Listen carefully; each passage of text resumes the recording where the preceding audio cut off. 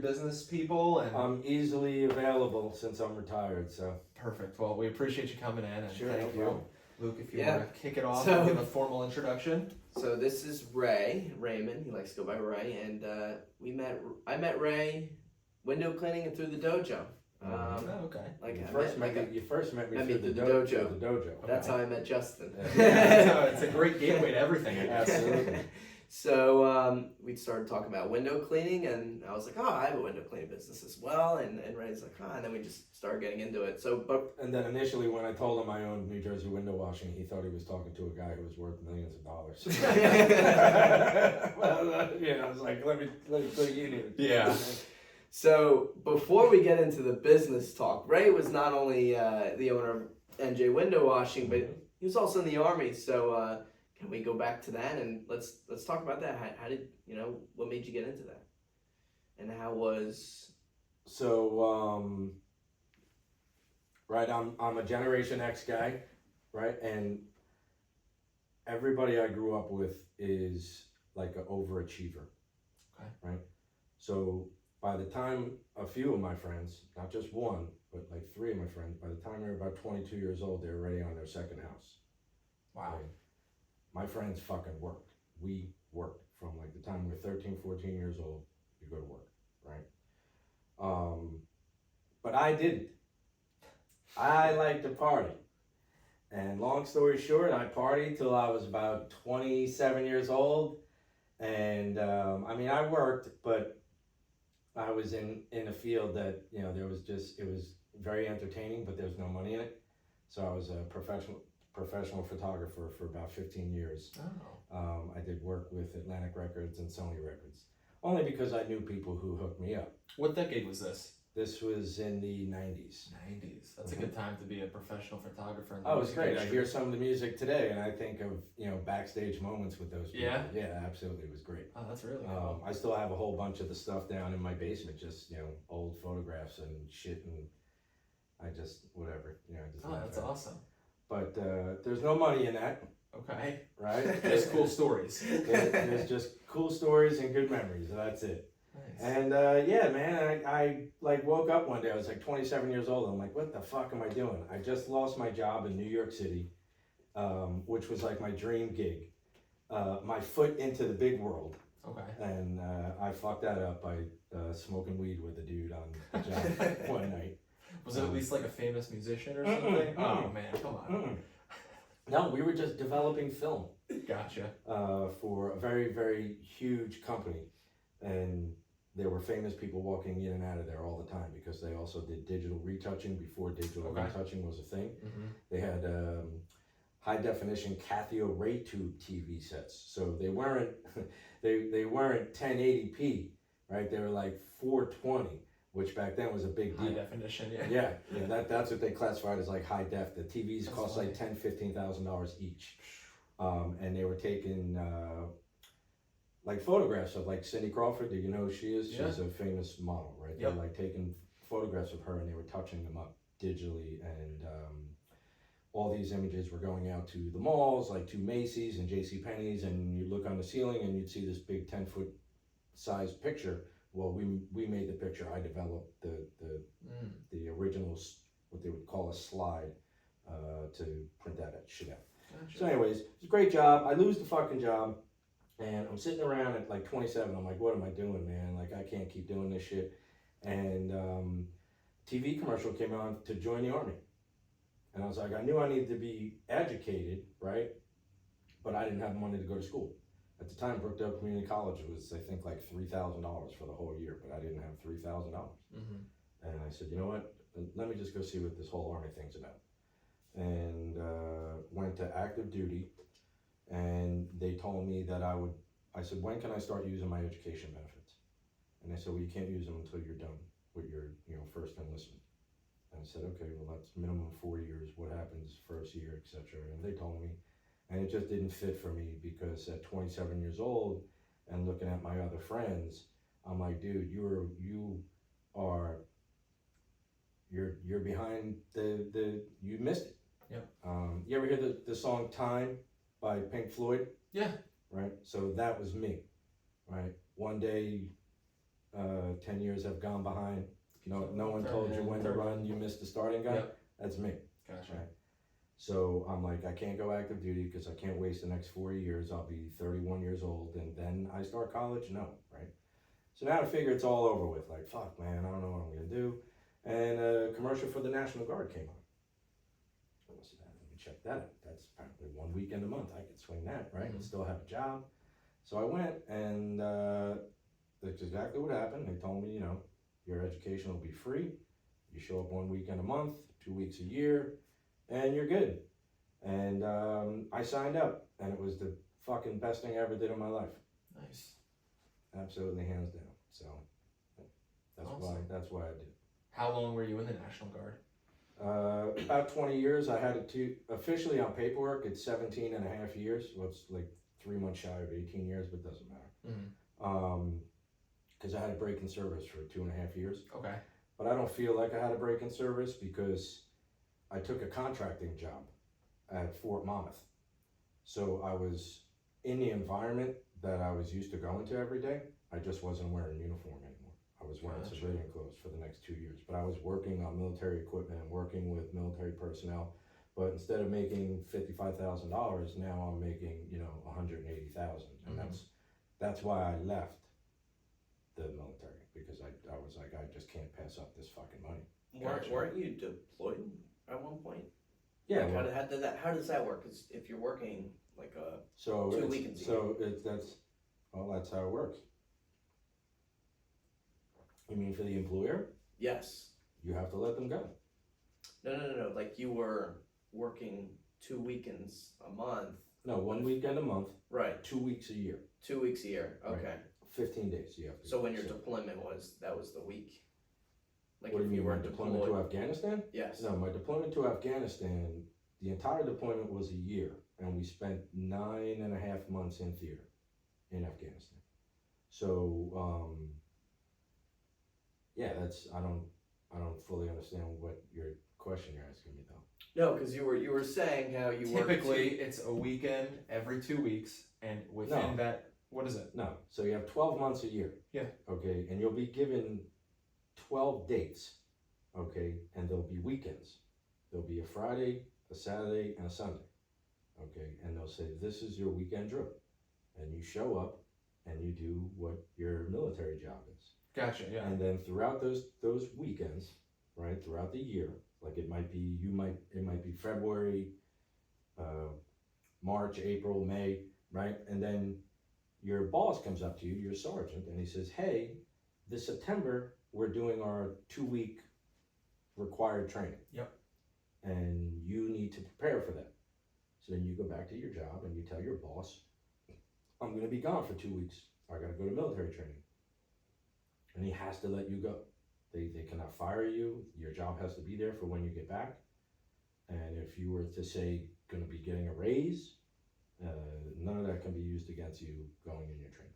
Yeah, I meant to say before, not every 2 weeks, but a weekend every month, and then on top of that, you have that 2-week training during that year as well. So it's the weekend plus that 2 weeks. Right. So then when you're deployed, obviously that's something completely different. Correct?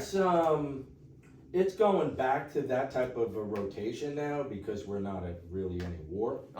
But for pretty much almost the entire time I was in.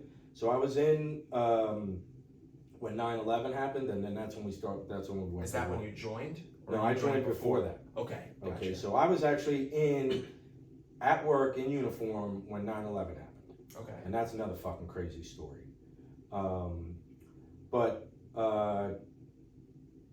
So after that, people started rotating out to go on deployments, right, to combat zones, and that's that's just a whole different animal. It's just when they bring you up on orders that you're going, your job has you just forget about your job. Yeah. That's the risk of being in the military. It's absolutely. It's not the weekend anymore. It's hey, it's time to go. Absolutely. Yeah. And there were a lot of people back then during that time when they were first going, myself included, very nervous. We hadn't really been to combat. We had the Gulf War, which soldiers that were my bosses, my sergeants, told me to my face they called it 3 days on a beach. Okay. So there really wasn't much combat that we had. We had some guys who were Vietnam vets when I first got in as a private, but by the time I made E4, they were retired. Gotcha. So, but everybody was nervous and whatever. Shit just changed, And you had one deployment where you were there for about a year, you said? Mm-hmm. Gotcha. But that didn't happen for a long time for me. How far into your career was that? Almost 12 years. Oh, wow. Okay. Yeah. So what year did you get started within the National Guard? 97, 98, around there. 97, 98, and then you got. So I also had a weird situation with the Guard. So I signed my contract, right, and I wasn't permitted to leave to go to basic training for, I think it was like 9 months. Okay. And the reason being was the job that I had chose, the MOS that I had chosen, wasn't, the classes only started at certain times of the year. So they didn't want me to go to basic training and then come home and sit for, say, 3 months and then decide, I'm not going back, right? Because you can do that. Mm-hmm.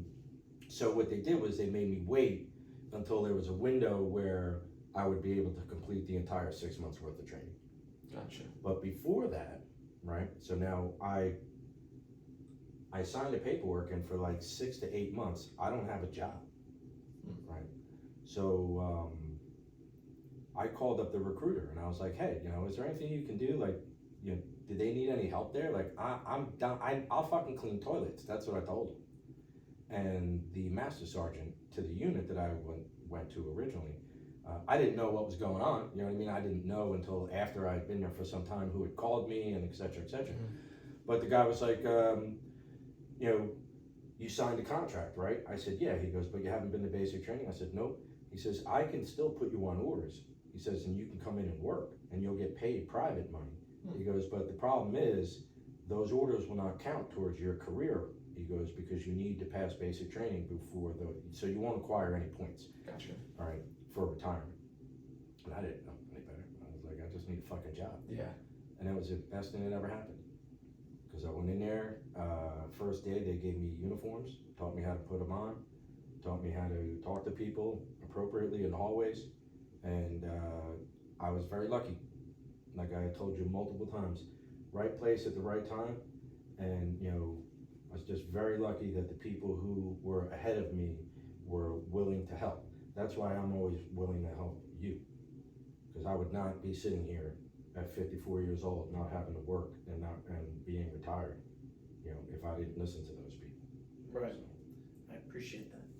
Yeah, definitely. And it's good to pass on that knowledge to the younger generation, and we're going to pay it forward to the generation after us. If you're not smart or intelligent, and you're not fucking talented, what else do you have, dude? You better be able to pick up a fucking shovel. Otherwise, use what God gives you. Otherwise, whatever, you're doing something else. I don't know, but nothing I'd probably want to do.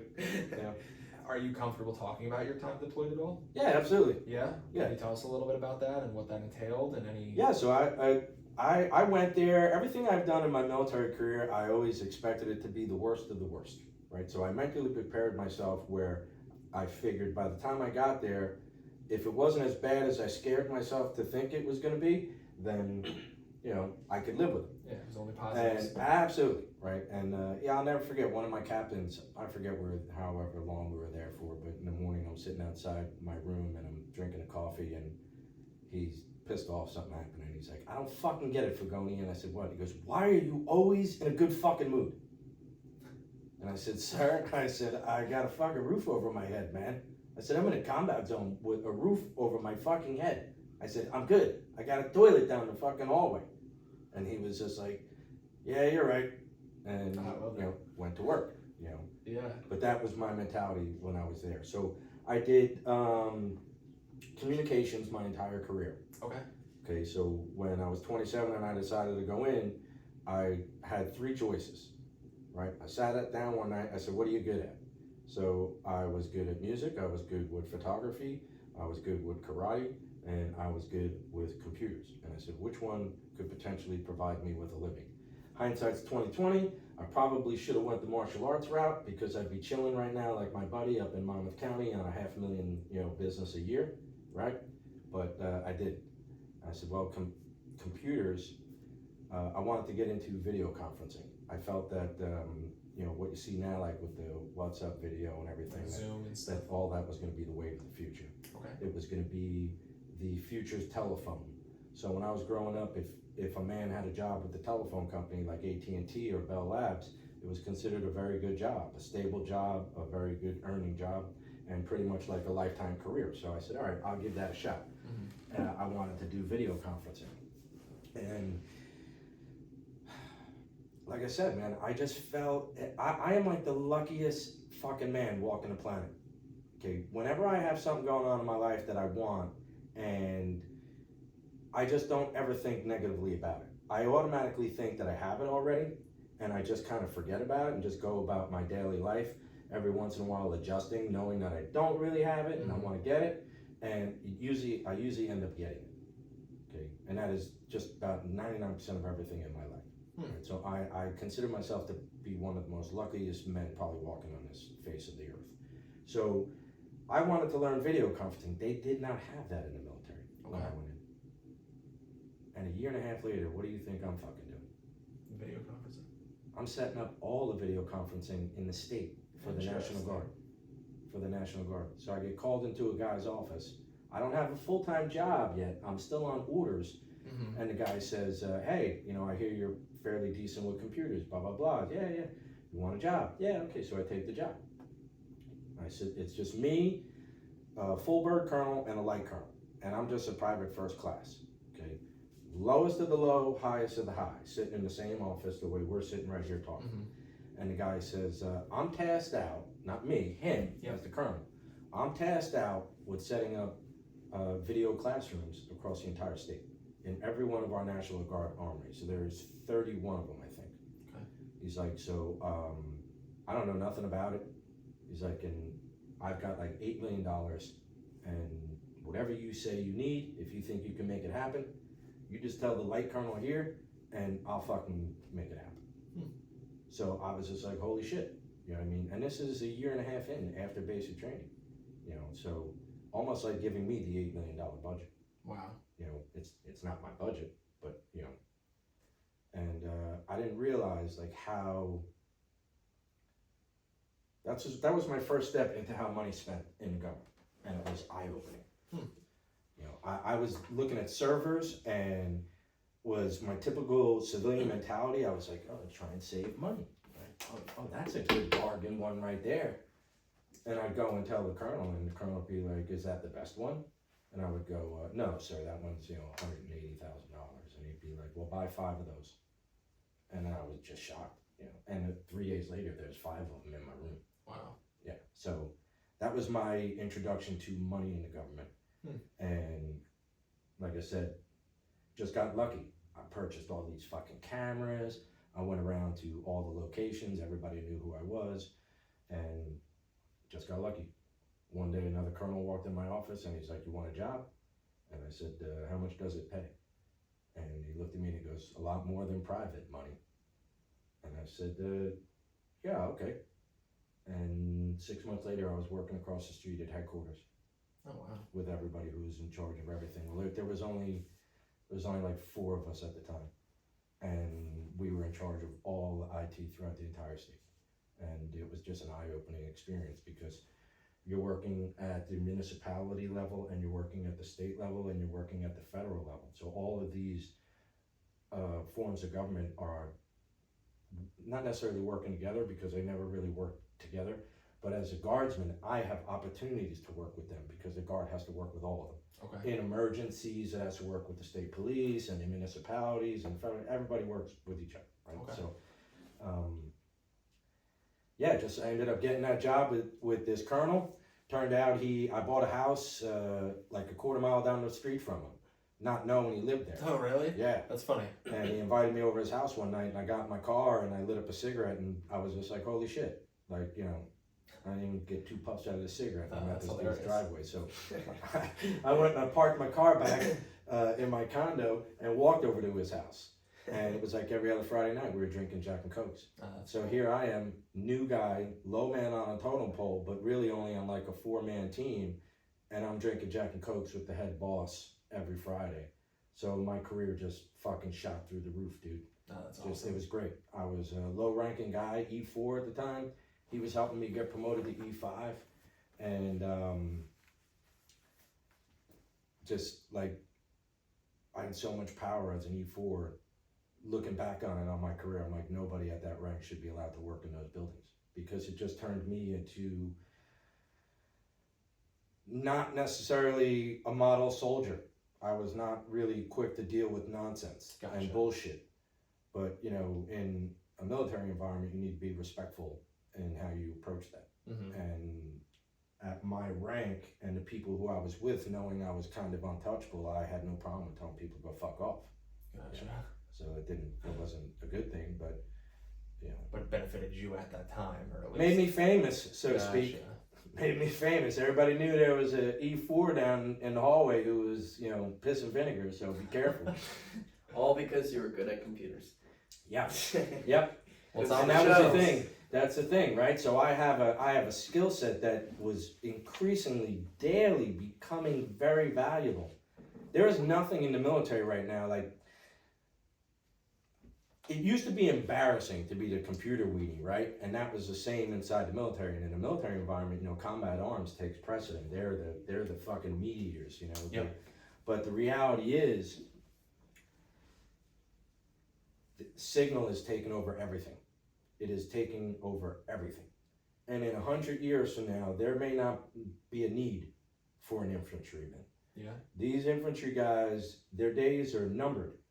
Because there's going to be a drone that's going to fly in the sky that costs the government 25 cents, and it's going to attach itself to the back of your neck, and the government's going to be like, you do what you're fucking told, or we're going to blow your goddamn head off. You know, you're the enemy, we're at war with you. So this drone comes out and clamps on you, right? So what's the need for an infantryman at that point? Nothing. And they don't like to hear that. And they, rightfully so, they should be proud. But the reality is, you know, if you look at the military and what's going to happen in the future, that shit's all going to be autonomous. Yeah, we're already moving towards Absolutely. drone and all that stuff. AI, forget Police drones, I've even heard of now. Delivery drones. AI is another big one. Absolutely. I mean, it sounds like, yeah, you were definitely someone that took advantage of opportunity, which is a skill set in itself. You know, a lot of people wouldn't be confident enough to say, "Oh, you know what? I'm going to give this new job a chance, or a chance." Or, you know, I didn't have a choice. Scrub toilets just to get my foot into the door, like, you know. So I didn't have a choice. 100%. You make a decision when you get to a certain age as a man, right? You're going to do what? Shit or get off the pot. Fucking right. Yep. You're either going to take care of yourself, or you're just going to be a burden to somebody. Yep. Right. And 100%. do you want to be a burden to somebody? I mean, if that's I could not, I wasn't raised that way, you know, especially in my generation, we weren't really raised that way. We were, you know, you take care of yourself, you know, your friends are here and their family and they'll take care of you. But when shit really comes down to hitting the fan, you know, everybody knows you've got to take care of yourself. Yep. So if you don't fucking go to work, man, I see so many people like that. I would have been here 5 minutes early, right? So I go to the Wawa, and there's a guy there that used to hang out by my first house that I owned behind the hospital. And his name is Robert. And he rides a bicycle all over the place. And the guy looks like he's fucking 80 years old. But I just asked him tonight, I was like, how old are you? And he's like, I'm 50. Doesn't do drugs, doesn't drink. Okay, smokes cigarettes and rides a bike everywhere. And he's a hard worker, but he's just a retard. You know what I mean? He's just stupid. Yep. Okay? He's a 50-year-old man with nothing. He rents a room from a lady who lives in the neighborhood, you know, and he cleans the flowers and all this other bullshit. And it's just like, dude, you know, how can you waste your life like that? You know, I just don't understand that, but whatever. So I saw him tonight, and there's so many of those fucking guys around, man. It just makes me like, holy shit, you know, what the fuck? Everybody's on different wavelengths. Trust me, I've got my fair share of that, even in my own family. So it does make you scratch your head. Some people, it's just how they're hardwired, and then some people are hardwired to always think that's crazy. You got to make them hardwired that way. Yeah, it's that nature versus nurture argument. Absolutely. And my wife says gentle discipline. I'm like, fuck that sometimes. you know? Yeah. I mean, I don't hit my kid, you know, but my kid knows when I fucking say something. I mean it. Absolutely. Mm-hmm. You know, absolutely. So, you know, gentle discipline does not work. Yeah. That shit doesn't work, dude. Doesn't work, unfortunately. Human beings' DNA doesn't work that way. Okay? It's designed to excel in tumultuous situations. That's what the human DNA is.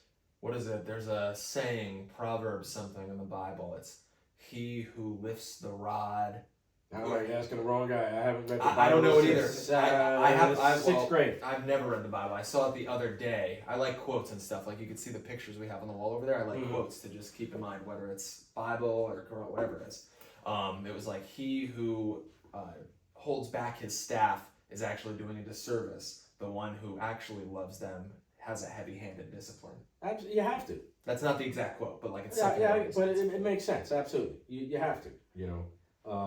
Like sometimes you got to do what you don't want to do. It's the same thing. It's the same thing in the military, right? So you have some people, some sergeants, officers who are dickheads. Yeah. Okay, and they're very tough on their soldiers, and you can't blame them for that. I mean, to a certain degree, because it depends. As long as people aren't being idiots. You know, because the first time they learn something does not need to be in a combat zone. You know. To not do something.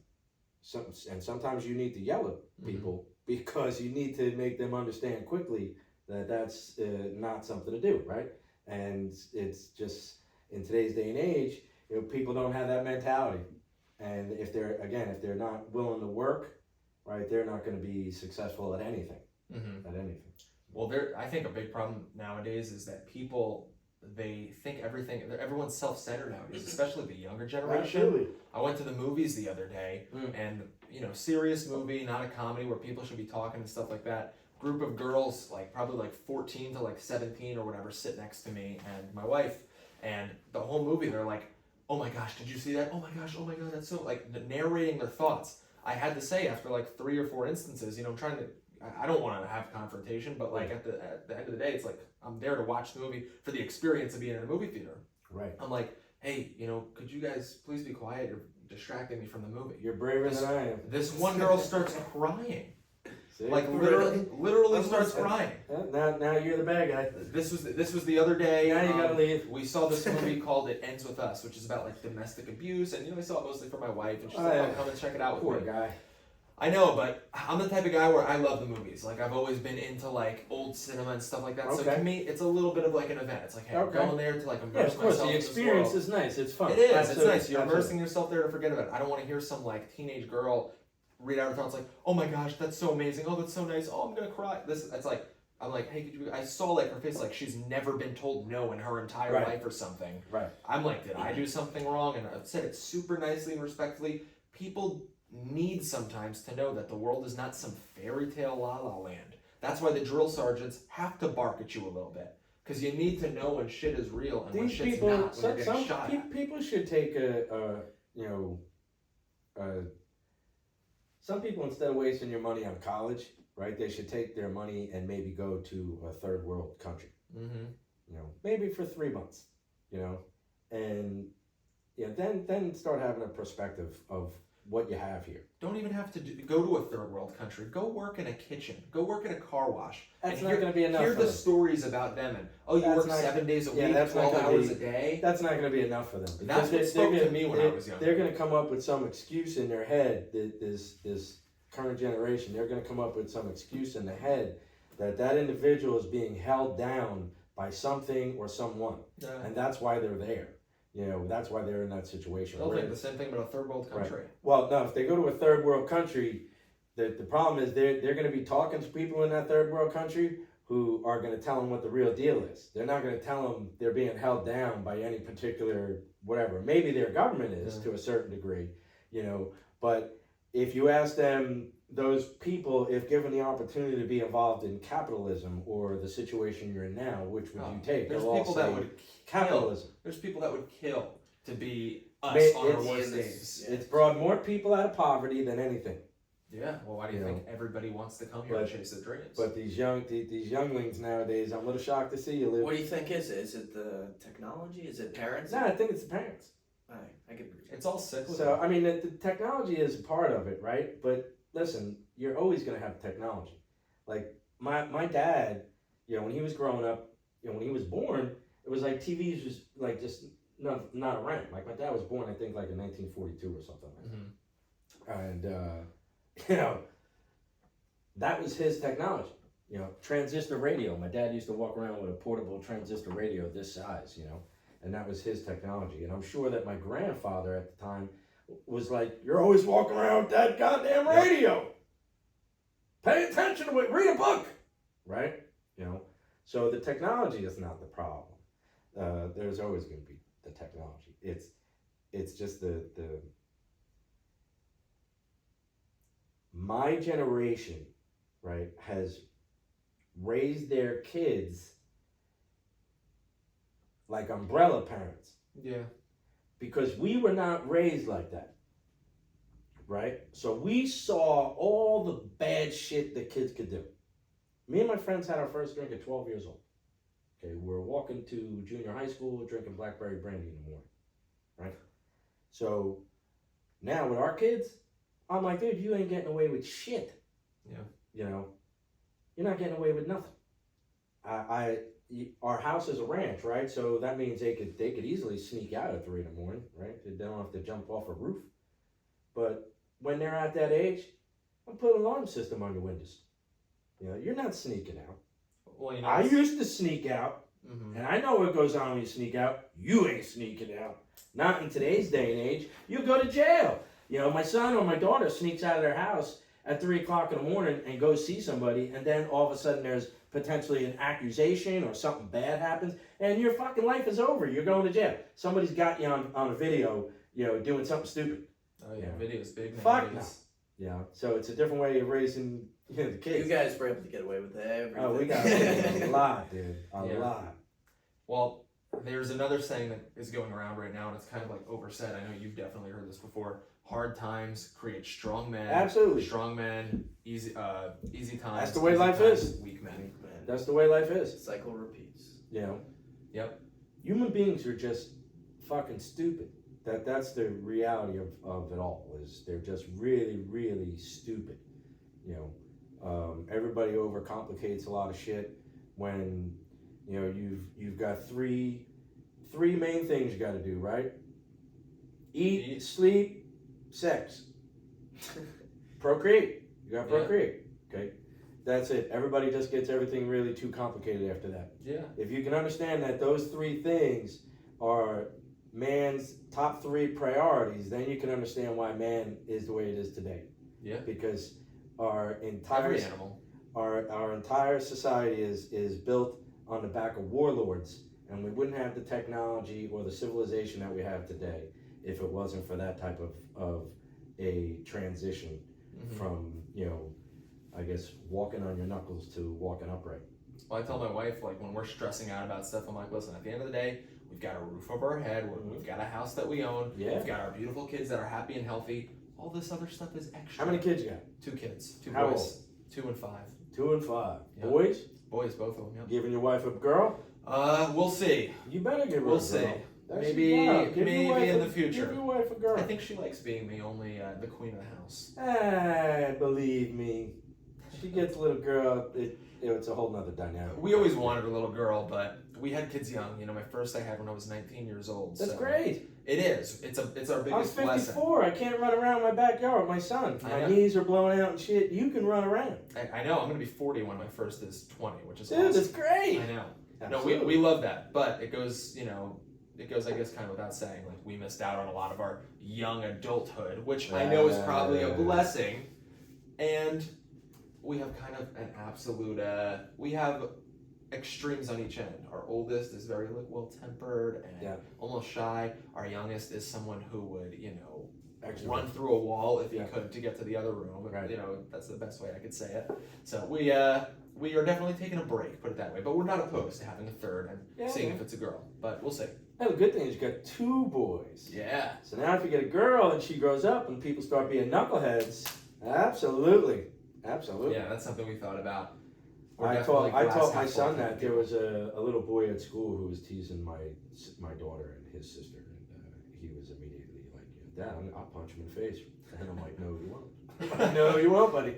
He's like, he's on the bus. I know right who he is. I'll punch him right in the face. I'm like, you are not punching him in the fucking face. That's funny. Yeah. So I was telling Luke that, since Luke's his martial arts instructor, he's dying to spar. And I'm like, holy moly. Oh boy. How old is he? He's 10. He's got a round kick. I'm not sure which leg it is, but I know you guys aren't really noticing it, but I'm noticing it. He's got a round kick that I told him when you start sparring, you can't kick kids with it. Oh. Because he's a weapon. To an extent. I mean, obviously, if you're fighting with someone who's smaller than you, obviously you can't throw that kick. Yeah, but I'm teaching them at home too how to sneak them in there and everything. And I know these kids aren't going to be doing that right away. And I told them, TJ, you just can't come in there and give them a fake and then round kick them in the belly. You're gonna coil them over and they're never gonna want to do it again. Yeah, you don't want to spar. Yeah, but So when you're there, bring out those bags and tell him to do round kicks. And you'll watch. He starts bouncing. He starts going into what I've taught him to do, which is bounce and dance a little bit and get your rhythm. And he rhythms his round kick in, which is great. But when he's hitting that bag, it sounds like a mini Tyson hitting the bag with that thing. So when you see it, you're going to be like, yeah, you're not sparring with that shit right now. You can hold that off for a year, pal. So Hold like a butterfly sting. Like it's just his one kick, but he is dying to do it. It'll be interesting to see what happens. It's almost there. No, that's awesome. Absolutely. So martial arts was a big thing for you, obviously. When did you start with karate, or was that your only style? No, I started with karate. I stayed with it. That was pretty much the way it was back then. There wasn't people doing mixed martial arts. It was like people did judo, they did wrestling in high school, and they did taekwondo. Some people did some kung fu, but there wasn't too many kung fu places. Now there's a million different styles. That's right.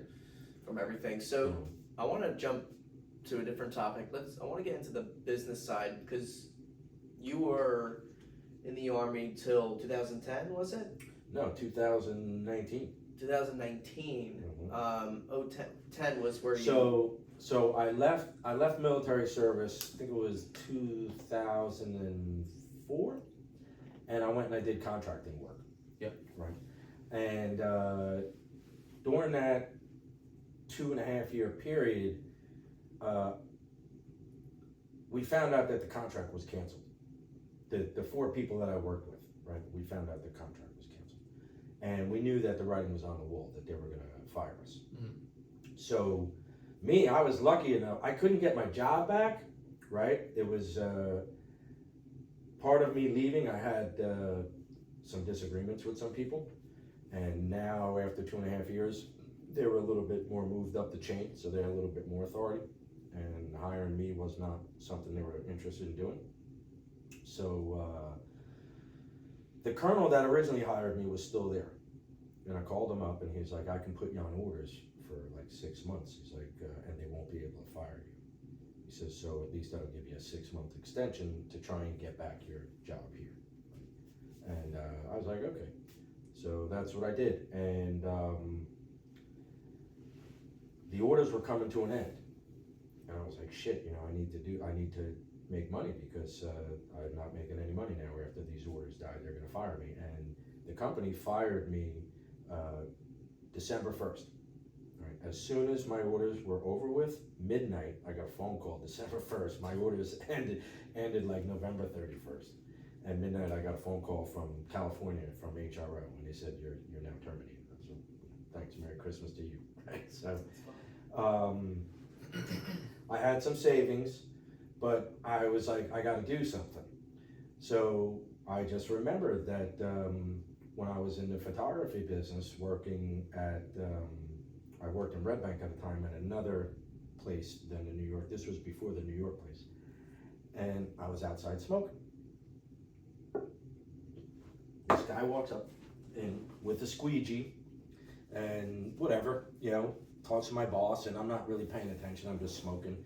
And the guy comes out, cleans the windows, and leaves and goes to the next place and the next place and the next place while I'm sitting there smoking, watching him go down, bang out these places. Right? So like an hour goes by, I come out, I have another cigarette, and the guy's, you know, fairly down the side of the road of Red Bank, Main Street. And I'm like, it's an hour.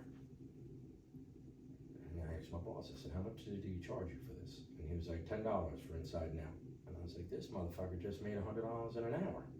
And I'm here making like $6.25. So back then, you know, I was just like, whatever. You know, I love photography, so I wasn't leaving it, you know. Mm-hmm. But I was just like, yeah, not a bad gig. And when I lost that gig with the contractor and lost my orders for the military, I was like, I got to do something. I've got about 6 months worth of savings. I got to figure something out. And was just sitting in the house one night, and I was like, oh man, I remember that guy window cleaning. And I was like, I could do that. That's a piece of cake. So sure enough, went out, bought some equipment, bought a couple of books, DVD. Didn't have the YouTube thing going on. I mean, it existed, but maybe it didn't. I don't even know. This was in like 2005. Yeah, it was like right at the inception of YouTube. So, yeah, I just went out. I started knocking on doors and, you know, going into company businesses and, you know, doing when it's clean type of shit. And, door to door? Yeah. Nice. And that was okay. I was making my bills. I barely had any money to do anything else. But at least you were working for yourself. What's that? At least you were working for yourself. Oh, absolutely. Well, like I said, you know, I come from a generation where, you know, I cannot be unemployed for long periods of time. Right? It just doesn't sit well with me and my manhood, I guess you could say. But I realized pretty quickly that, you know, the commercial side of the window cleaning business for storefront work was not something I wanted. Mm-hmm. You know, very cutthroat and very, very little money for massive amounts of labor and gas and time. Yep. And I said, fuck this, I'm not doing that. And it just so happened, because of the IT background I had from the military, I had built a web page, and Google was out then, and this was back in the time when, you know, you could like do keyword stuffing and things like that and actually list on the first page. There was no need for me to do any keyword stuffing because at that time I was smart enough to purchase all of the domain names pertaining to pretty much New Jersey. That's smart. And Monmouth County and Ocean County. So I get a phone call from this guy, and he's from North Jersey, and he thinks I got a big company because of the name. Mm-hmm. And he says, hey man, you know, I own All County Window Cleaning, and we've been in business for like 5 years, and I was just, you know, wondering what, you know, how far you guys go, you know, from your area. Do you service the whole state, you know, blah, blah, blah. And he's like, you know, I don't want to step on any of your toes. And I said, no, you know, we just service Monmouth and Ocean counties. And he said, would you be willing to do a gentleman's agreement where you stay there and I stay past Monmouth County? And I said, yeah, that's fine. Because financially, you can't go up into those counties. Yeah. You got to start charging people $30 a window, $40 a window. And they ain't paying that, you know, they're just not. So we had that gentleman's agreement, and I called him up one time. He comes down to Seaside, and I called him up. I'm like, hey man, you know, what's going on? He had opened up a bulletin board, so we had kept in contact with each other with, well, they call them forums. Yeah. But they're, you know, basically bulletin boards, right? And he put up some pictures like, hey, me and the family are in Seaside. So I messaged him on the bulletin board, and I'm like, hey, dude, that's where I live. I'm like, we should hang out. So he's like, yeah, come on over. So I went and hung out with him. And, you know, I said to him, listen, I'm throwing in the towel. I said, you know, I can't live on this storefront bullshit. I'm like, you know, I'm charging a guy $8. I said, next week he's telling me he wants it for $6. I'm like, you know, this is ridiculous. He's like, no, you don't do that. He's like, you do residential. And I didn't think anybody got their windows cleaned in their house. I grew up in a house where my mom cleaned her own windows. Yeah. So I said, no one does that. And he's like, yeah, they do. And the ironic thing was, about 6 months later, I go up north to see his company, okay, in Vernon, New Jersey. Okay. And he's got like 15 trucks and 30 dudes working for him. And here he is before that thinking like, I've got some huge company. He's the one with the huge company. And he sold that company and now runs a window cleaning supply company. That's really smart. Pretty much dominates the whole area. Wow. Yeah. Very, very savvy in internet marketing. 20 years ago, You know, before anybody thought it was what it really something. mattered. Right. And he was able to, his forum was very active, you know, constant questions all day, very active. And he was very active in responding and all of that. It was pretty cool. And now he built up his new client base, which was all the people that were interested in the window cleaning profession. Now he's applying everything to their businesses. The best thing about it, right, was there's a window cleaning company that's in New Jersey. It's called J.R. Racenstein's. And they also have, I believe, an office in California now. The best thing about it is they were like the first window cleaning supply company in the country. All right. And they were around for years, like 50, 60 years. Dominated. Everything was bought from them guys, right? And they would just shit on him, dude. Right? Publicly. You know, you'd go to like a conference or whatever, and they're like, you know, this young guy with the Facebook stuff, this is fucking window cleaning, man. This is no joke, and you're on Facebook. And yeah, that's what they would say to this dude. And he would just be like, yeah, you know, whatever. You know, and now he's got like 60% market share of the supply. Just crushed them. Put them into a position where all they really market to now is commercial clientele. And he's sucking on those too now, soon. You know, he's a great business guy. Good for him. But yeah, that was how I started with this shit. And then got my first phone call in April. I think it was 2005. And by September was pretty much working full time every day. And then business just died, just shut off. Really? Yeah. And I called him up. I'm like, what the fuck? And he's like, dude, I'm telling you, that's why you gotta like start, you know, getting these people with gutter cleaning and power washing. He's like, you need to sustain yourself over the winter time. He's like, if it's really cold, he's like, nobody's gonna get any work done. Yeah. And I was like, holy shit. So luckily again, enough to save to keep myself alive. And my wife had paid the bills, I think, for 3 months from like January to March. And she had it. She's like, yeah, she ended that. So for anyone who's watching, if you're a guy, right, if you have a woman who says, you know, I'll pay for that, I'll take care of it all, right, they will, but there's a time frame on that. At some point in time, right, they're going to be like, I'm with a beta male and this is not good. This is not good. I need to be with an alpha against male. The laws of nature. Because my best friend Cindy is with an alpha male and she fucking wakes up at 9 a.m. You know, yeah. So believe me, they won't pay bills for long. Even if they're wealthy, they're gonna be like, what do you mean it's $1,000 payment for your Mercedes, honey? You know. But on the guy, it's just, you know, it's just like, don't worry about it, baby. It's $1,000. I ain't worried about it. You know. Hunter-gatherers. Absolutely. Yeah. So yeah, so that's what happened. And during the 3 months that she was paying bills, I was still in contact with my friends from the military. And one of them who I speak with every day is my best friend of all time that I've had in my entire career. Called me up and said, listen, there's a job opening up. Do you want the job? And I said, well, you know, that's not going to happen because the colonel don't want me there. This is a different colonel. My colonel had already retired now. And now there was a major who I had problems with when I left. Well, he was a captain at the time, but now he's a major. So I said, they ain't gonna have it. And he's like, doesn't matter. He's like, they're not the hiring authority. He's like, I'm the hiring authority. He's like, do you want a fucking job? And I was like, absolutely, dude. So I was able to get back in. I lost 2.5 years of my service.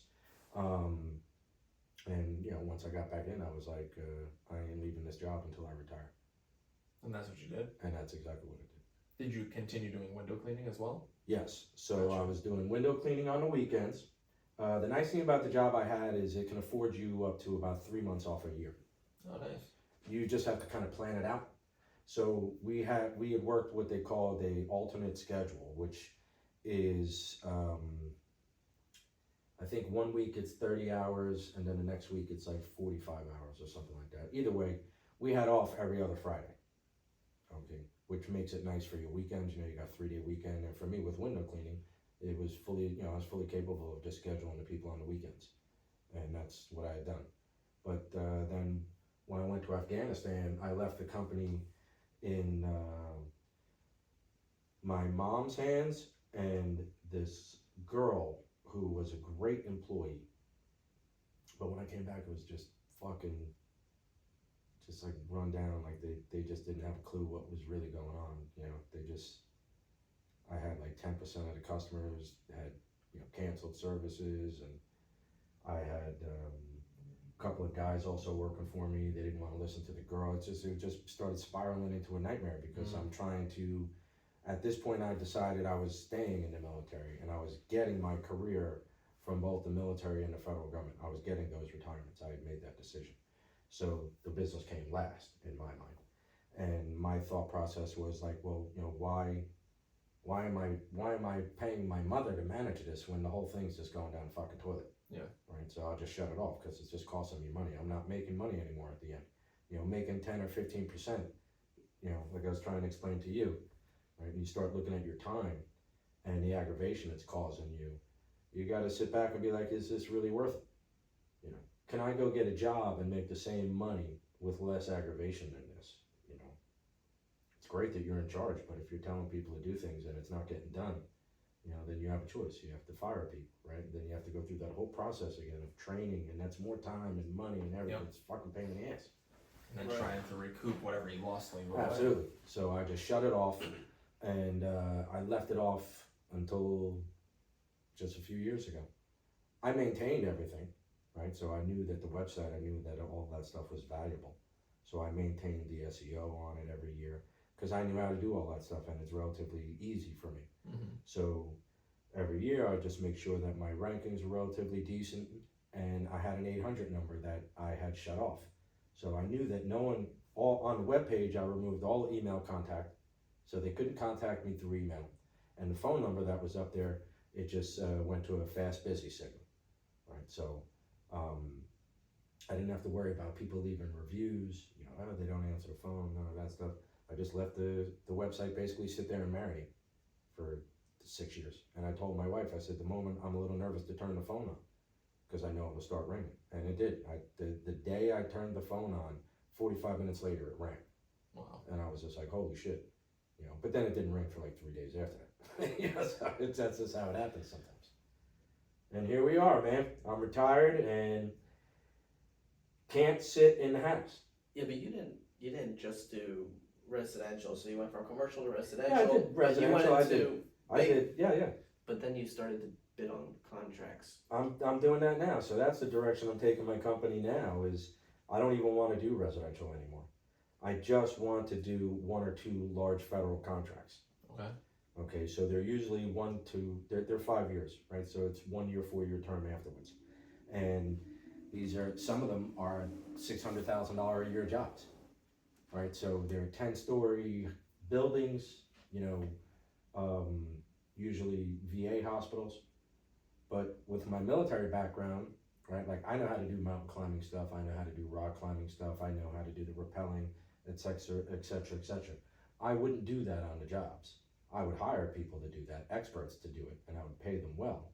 But that's my intention, is to just go in that direction. I'd rather have 2 jobs that I have to do per year that pay me $600,000, right? That I only focus on for 2 months, and I make $300,000, right? And I don't deal with any people calling me up like he'll tell you. Last month, a lady, I just gave him the job, but last month we were scheduled to go do this lady, and that morning, she started screwing me around, and the job got canceled. And then by 10:30, she was like, "Oh, I can let you in the house." I'm like, "Fucking 10:30, like get out of here," you know? I don't want to deal with that no more. Yeah. I get that. Real estate's similar in that way, where, you know, we're kind of getting jerked around a lot. That's and why think a lot about of people it, right? want to work with like new builders and stuff like that. So real estate's a perfect example. So let's say you had one client and his last name was Bruce Springsteen, right? And you're getting 6%. And he wants you to sell all of his New Jersey properties, right? So now at the end of that, what happens with you? You're getting $500,000 in commission, right? Why not focus on something like that? Or focus on having, 300 clients, and do that guy you hear on the radio all the time. Yeah. Right? So it's the same thing with the window cleaning. It's the same thing. How much work do you want to do? How much is your time worth? You hear people online saying, with window cleaning, you should be making minimum $50 an hour. Some people ain't paying that. you know, and if you really need the money, then what do? Right? So like if you're a realtor and you really need the money, they'll tell you what you do. Turn around and say, you know, I'm going to charge you 5%. You know, you got a house I know I could sell. I'm going to charge you 4%. I could sell it tomorrow, you know, because you need the money. So this is the stuff that... the more competitive it gets as well, you know, you got more competition, and they're like, Absolutely. I'll crush everybody. I'll do it for 2%, for 3%. I'll give you a And perfect it's like, example. by the end of it, it's like, we're making minimal money. It's like, okay, why are we even in this career? So I got providing two- a living. That goes with every business. I got Exactly. two best friends who have been in this business for a long time, and one of them, he did the rental thing for the karate guy did the rental thing, right, for a long time. But two of my best friends, one's been a mortgage broker for 30 years, and the other one builds multi-million-dollar homes. He's building 8 houses in Seabright right now. And these are personal childhood friends. Let us know who needs a realtor. They both have realtor licenses and realtor companies. Oh, okay. Okay, and so me as a veteran, I can go get a realtor license. Doesn't cost me anything. Okay. And as soon as I get that license, I can go and take a brokerage test. Mm-hmm. Right, I don't even need to have the time. Right, And between different states, I think. absolutely. Yep. Right. So like my buddy is telling me, he's like, why don't you just go do it? He's like, and all the people he knows in the real estate, all the real estate agents, right? He'll tell them, listen, I got a buddy who's going to just charge you 0.5% on brokerage fees. That's it. He's like, Ray, you sit in the house. He goes, and you're going to make, you know, $500,000 in 1 year because they're all going to use you because the brokerage fee is super cheap. He's like, right now when they get a 3%, he goes, the broker's taking 2.5%, and the realtor's really getting 0.5% or maybe 1%. He's like, but if you come in and have a 3%, the realtor's going to make 2.5%. It's like they're all going to send you their business. But I'm not going to do that. You know, that's not. I don't want anything to do with that. Life starts getting complicated. Yeah, it's always you got to do something that you want to do. Absolutely. It's as simple as that. Absolutely. Like, you know, there's like an appeal to this business for certain people. So what do you think of Some the new people hate law? it. I mean, it's basically 2 major changes. One, with after the DOJ wound up suing the National Association of Realtors, is you can't advertise buyer's agent commission anymore on the MLS. Doesn't mean you can't compensate buyer's agents, but you also have to have a written agreement with a buyer if you're their agent. So before, if you said, hey, Justin, can we go check out this house? They'd be like, yeah, sure, I'll meet you there. And So the word is not, so all they did was they changed the word. It's not commission anymore, because if you go on Zillow now, you'll see it. All the realtors are changing the listings. Okay, it's concessions. Yeah, Okay. they're not So supposed they're not, to do that. they're not allowed to They're not offer. supposed They're to. not allowed to show what they offer. No, They're I'm just telling you on Zillow right now. If you look, you'll Mhm. see it saying on a lot of the listings, it says seller is willing to offer concessions. Yeah, I've seen Right. that. And that's just telling the buying realtor, that I'm selling the house, so I'm going to give you money. Yeah. So far, Because that's the only everybody's legal still way for offering. it to happen, is for the person who's selling the house to say to the buying realtor is, I'm just going to give you money for bringing someone to my house. Because right now, the way they got it, you're not allowed to do that. Right. Well, we can submit an offer. So, like, if you were buying a house and we wanted to submit an offer, if you were interested in whatever property, we would submit the offer, but we put in the offer with the agent getting 2%, and it's all negotiable from there. Right. So that's really the way we would do it, to make sure if you It's were actually buying, such we a don't waste of want you to time. buy. If they did it It's such a waste of time. for transparency, now there's less transparency. It's just so stupid. It is. Because anyone who purchases a house knows, I'm talking to my 2 friends, right? I said, Eddie, this is like my 4th house, right? And he's purchased like 7 or 8 houses. Sure. This guy, he's a mortgage guy. I said, over those years, I always knew that half of the commission was going to the buyer or the selling realtor. I said, It's in all of the agreements, and it's been there for a very long time. I said, what is with this asinine law now? Yeah. It's a money grab. Yeah, and he's It's like, a money dude, grab. it's just fucking ridiculous. It's a civil suit. Everyone involved is going to wind up walking away with $8, and the attorneys are going to walk away with $350 million. Yeah, it's just, Well, put it this way. stupid. Yeah, there's literally like no change. Like, you see the headlines of like, say goodbye to the 6% realtor commission. What did you just say before about this being competitive? There's people that'll do it for 4%. There's people that'll do it for 3%. There's people that'll do it for 7%. It's all negotiable. It's always been negotiable. So I bought And my most people first have always house. known that. I bought my first house in the year 2000, I think. think I had it during 9/11. It was a condo, 1-bedroom condo with a loft in Jackson, New Jersey. 60 acres is the name of the complex. And I bought it for $119,000. I just looked it up today, actually, because I'm cleaning out like a bunch of crap out of my house. At a 6.8% interest rate. Oh, wow. And I just laughed, and I was talking to my wife on the phone. I said, everybody's freaking out. I said, about these interest rates. I said, historically, these are like normal interest rates. I said, I bought my first house at 6.8. And the house I purchased with her, I think we were at like 6.2. You know, so if you can buy a house nowadays, buy a fucking house. Yeah. Like you, at your age, in the next couple of years, you should be looking to buy a house. And don't worry about saving money for down payment, because cash is king. You're going to have that house payment to the day you die. So give them as little of it as possible. Right? If you pay the house off, who gives a shit? You're still going to have to pay property taxes on it. So just try and give as little bit out to the government as you can, and use as much as you can of your own cash, without a doubt. But you'll never go wrong with owning a house. I lost on one house, and that was my house in Williamsburg. And it was the same type of shit that's going on now. My wife wants to sell our house, and I am on the fence, because I feel the same now that I did when I had my other house. We bought our house in 2006 at like the height of the market, and then like 6 months later the market ballooned. And I lost like $50,000 in equity in the house, and it never recovered. I had to pay $10,000 to get out of that house. And I was happy to pay the 10 grand to get out, to be honest. Yeah. Yeah, absolutely. Because every day you went home, it was just like, man, I can't believe, you know, it sucks to walk into a place that you owe money on, that's not gaining any value. Yeah. You know, and then something breaks, you know, your dishwasher breaks, you're like, Jesus Christ, man, it's another $500 this fucking place. You know, that's what it comes into. But now you go the opposite spectrum. I'm in the opposite spectrum now. I got a shitload of equity in my house, right? And why would I pull the equity out at, you know, 6% interest rates when I got a 2.25? You know, so you're damned if you do, you're damned if you don't. But in regards to wealth, right? So for someone like you, buy a house. Because even though I can do it if I want to, right? I could do it if I want to. I could not do it if I didn't have this house any other way. You know, get a $500,000 loan. Just take equity loan out on your house. You know. So you'll never lose money getting a house. So a young guy like you should be focusing on buying a house. Don't buy a condo. Buy a house. Yeah, that's the goal. I guess we'll see. Oh, he's gonna be buying a house soon. That's right.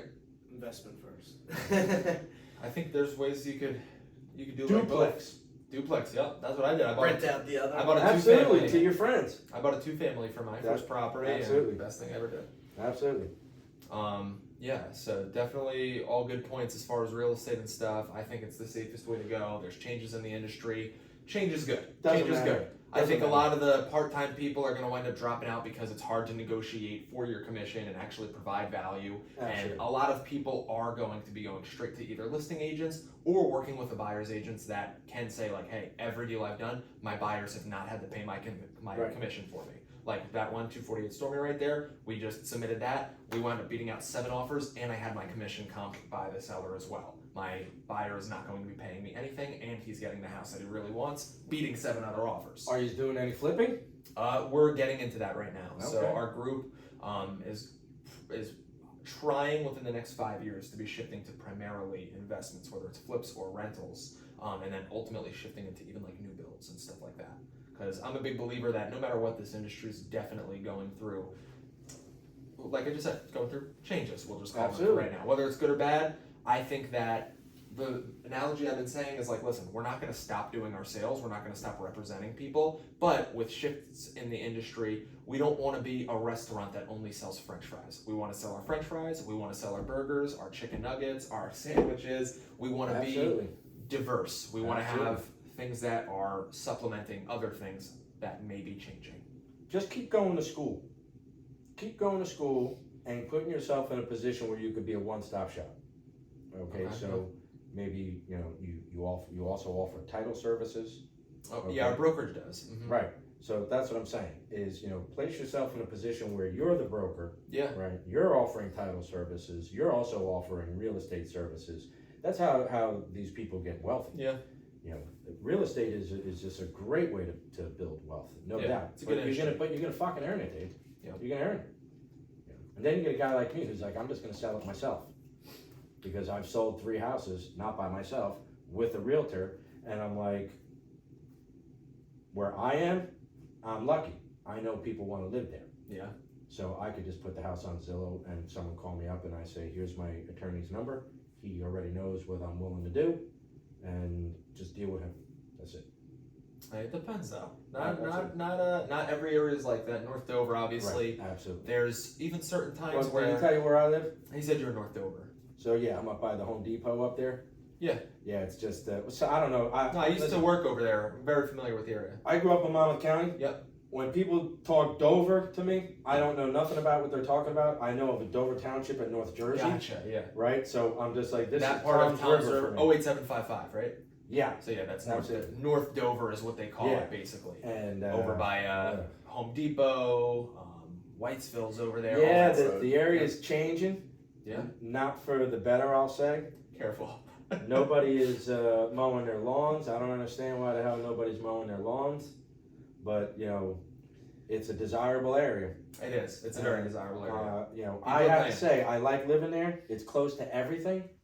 Everything is 5 minutes away, which is great. Parkway. If I want to go shopping if I want to go to Harbor Freight and Brick, I can go to Harbor Freight. Jackson's not too far away. Absolutely. So, but where am I going? That's a good point. I want to move into Colts Neck. Oh, beautiful area. Absolutely. But also very desirable. Absolutely. I can do it. I have the money saved up. Well, I know but I'll be honest with you. I'll be honest with you. I'm pissed. I'm pissed because I got $500,000 cash that I could put down. Sure. Right. And if I sell my house, I'll walk away with $400,000. Okay. I'm looking at a house that's $1.2 million on 5 acres. Okay. It is. I'm not going to get too much into it. No, someone else will snag it up. Yeah, absolutely. It's just amazing, right? So there's another house on the property, a 1-bedroom efficiency house. Oh wow. Yeah, 10 minutes from Earl Navy Base. Okay. So someone like me, I get that. I'm taking that efficiency house over to the Navy Base and putting it up for rent in the Navy Base. And you'll always get paid because every time you advertise for Navy or whatever. I'll always get paid. Yep. Because the government will give me their money. They don't have to give me the money. They can just tell the government, this is my landlord, pay him the money. And if anything bad happens to the place, I just call up the government and say, this guy broke my fucking toilet, and they send somebody out and they fix it. Okay. Yep. So what's holding you back? I'm pissed off at the fucking payment, dude. Okay. Okay. So my best friend is a mortgage guy. I will go to nobody other than him because he waives all his fees. Oh, that's nice. Forget it. I refinanced this house back during the Trump administration. It would have cost me $8,000 in fees, and he just waives it all. Right? Okay. So when I look at the payment, I'm like, you've got to be fucking kidding me, man. I mean, seriously. If I put down $900,000, the house is. Let's just say it's 1.2 million, right? I think it's 1,175, but either way, right? Fucking payment's $3,100 a month. Yeah. Yeah, that's don't get me wrong. For that place, it's great, but still, as I'm saying to you, cash is king, right? So now, when I look at a place like that, it needs a lot of work. It's an old farm. So that's where your cash is king. So if I don't put down, say $400,000. The payment's like $4,100. You understand what I'm saying? So I pay $1,000 extra in my mortgage, and I have $400,000 cash in my pocket that now I can redo the house with. Because when I go to the contractor and I say, "Hey, how much is the floor?" and he says, "Oh, the floor is $5,000," and I say, "Well, if I give you cash, can you do it for $4,500?" Yeah, sure. Right. So that's why cash is king. Right?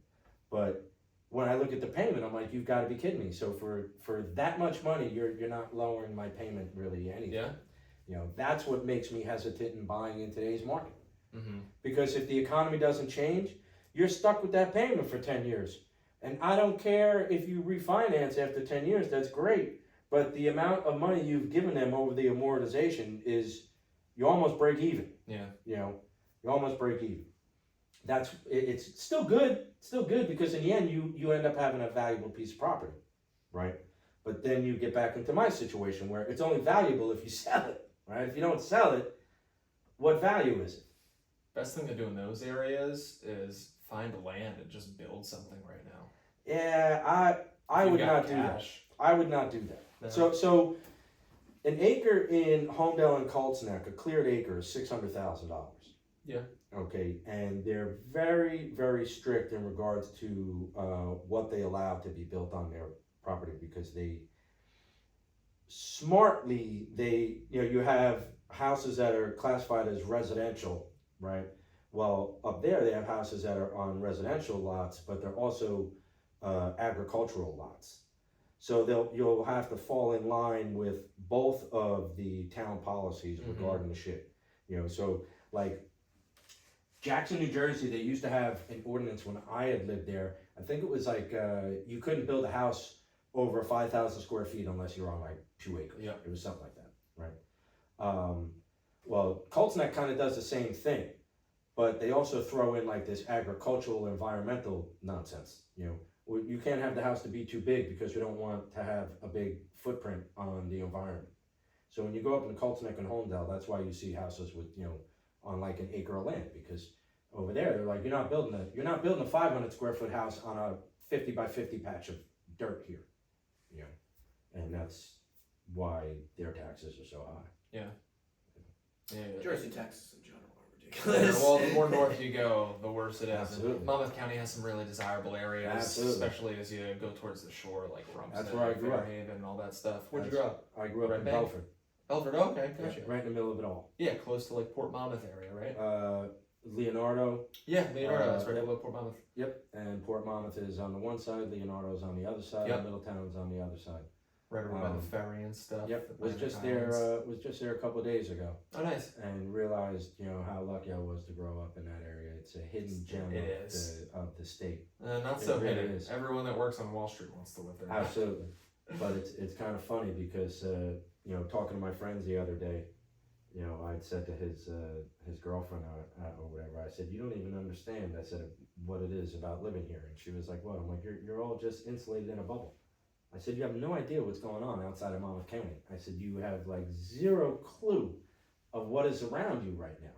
Oh, they look at Ocean County as like the Wild West. So, growing up there, I'm not gonna lie, right? We always looked down on Ocean County because it's just the truth. Sure. Right? So, why would someone from Monmouth County come down in Ocean County? What does Ocean County have that Monmouth County doesn't have? Beaches. Boardwalk. Yeah. No, Monmouth County's got beautiful beaches. Yeah, what Seabright is nice, but yeah, I guess we have a nicer boardwalk. Right. So, well, you got an actual boardwalk. Yeah. Like, there's not, you know, what you got in Point Pleasant is an eighth of a mile, right? It's a tiny boardwalk. Yeah. Right. So they would go down, you know, we would come down to Seaside. And back in the 80s and 90s, you know, Seaside wasn't necessarily a type of place you really wanted to be hanging out with your family. You know, we didn't come down with family. We came down as, you know, young men and kids. And that's why we looked down on it, because that's all we saw was the derelicts of society hanging down in Seaside, right? We're like, these people are idiots. Why do they allow this to even happen in here? If that was up in Monmouth County, all these people would be fucking arrested and they'd never come back here again. You know, why are they not arresting these people? You know, so we looked like people are just stupid. Like, why are you allowing this to happen to your town? So we looked down on you as like you were stupid. Yeah. We'll take it. I don't blame you. I don't want to leave here, right? Like, I want to move back up there for a particular reason. Okay, I want to be closer to friends. Sure. My kids don't have a lot of friends down here anymore, so all their friends have moved away, and my family has moved away. So I want to move them back up there so they can actually have some opportunities with other kids. You know, it's not that there's no opportunities here; it's just the other kids won't play with them. You know, as sad as that is. So I would prefer to stay here. To be honest, I love it here.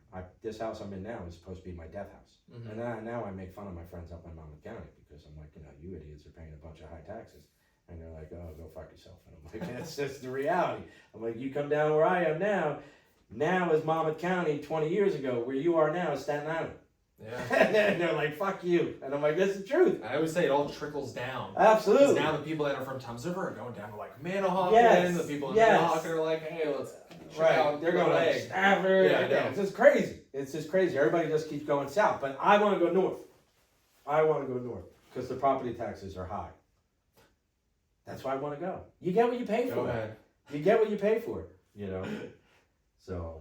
No, yeah. Honestly, it has a different vibe up there too. Like So- especially that Colts Neck, Homedale area, it is really like appealing. Here's what was nice about living up there.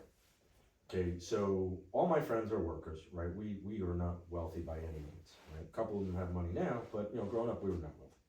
And that's the type of environment where you can hang out with anybody on the wealth scale. The poorest, I've hung out with the poorest of the poor, and the wealthiest, I won't say the wealthiest of the wealthiest, but I've hung out with some wealthy fucking people up there.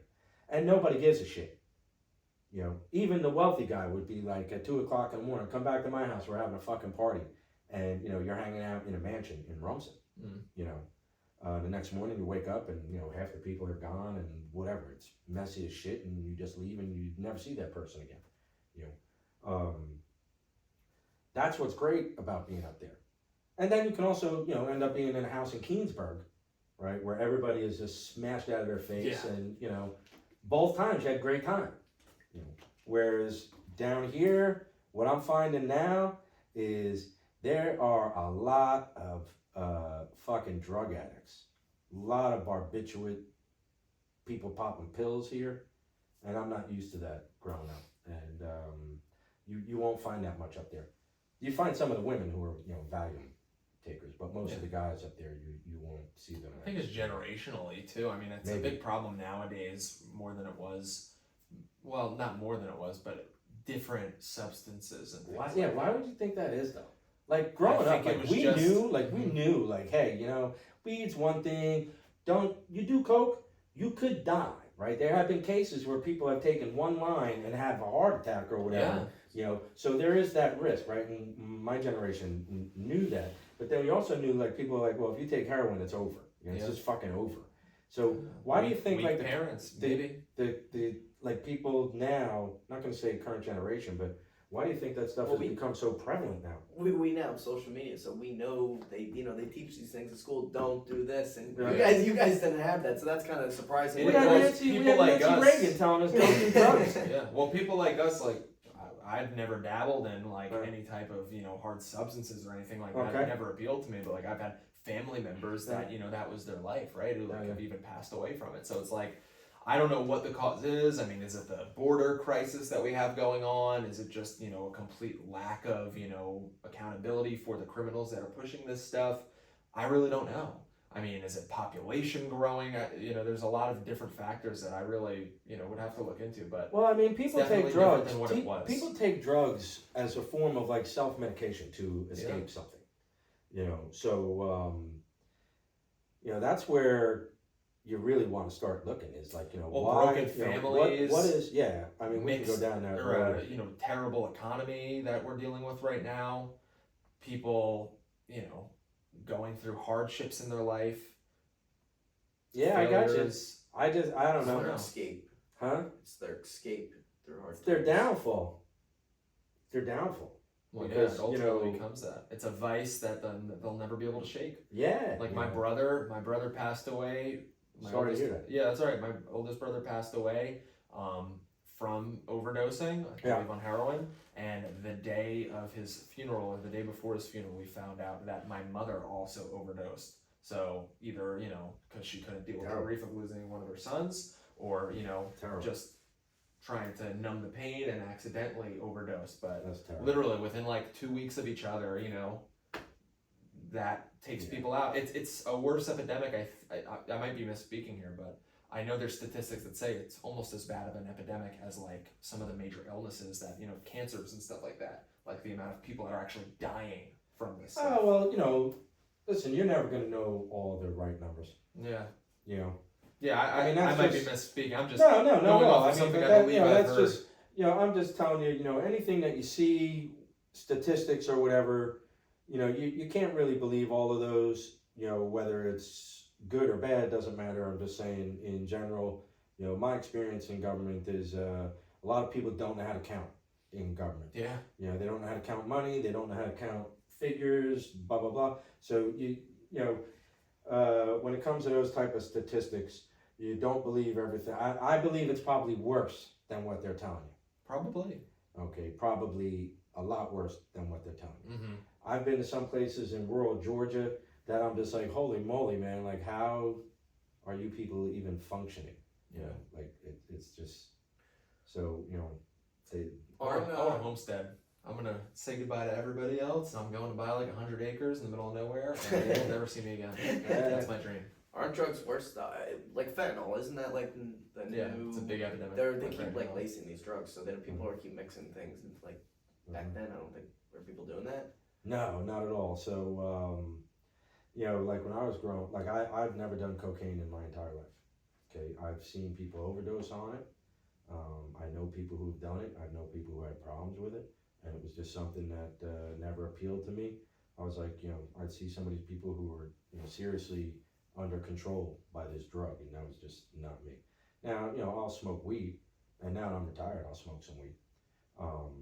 But no, we did not do, like I was just telling him before, you don't do heroin.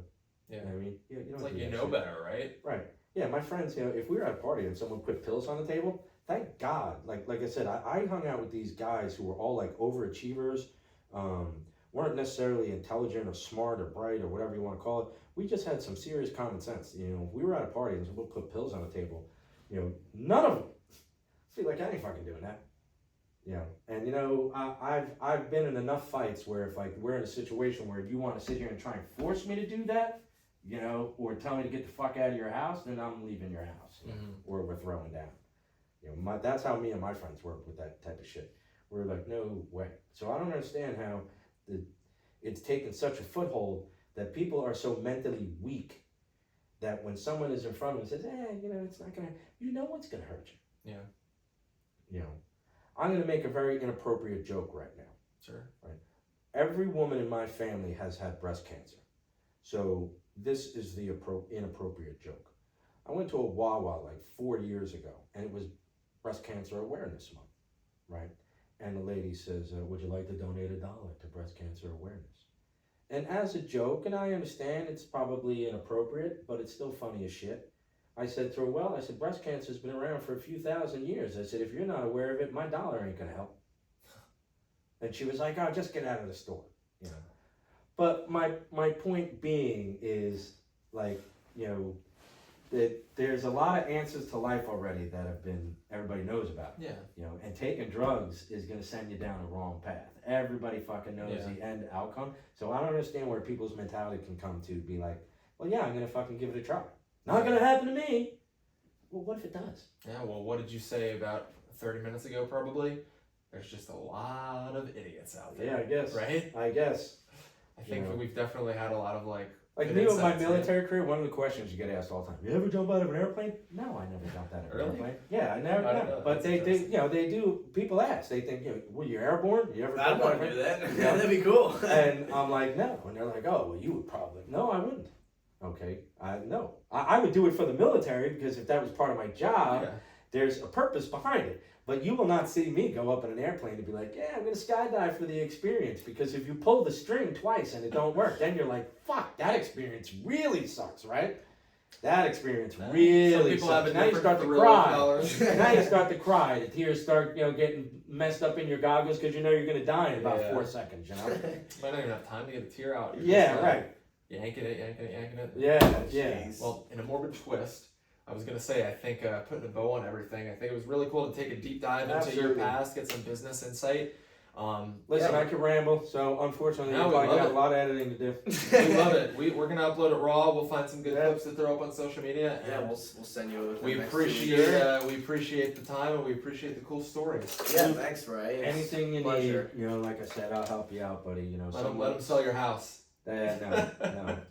So you just remember as you get older, that you always got to help somebody. Always help somebody. That's just the reality, especially a younger person. If you don't help them, dude, they're not gonna make it. Right.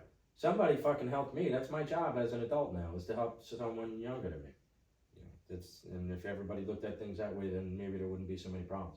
People shitting on millennials for no reason. Well, you were a fucking millennial too one time. Yeah.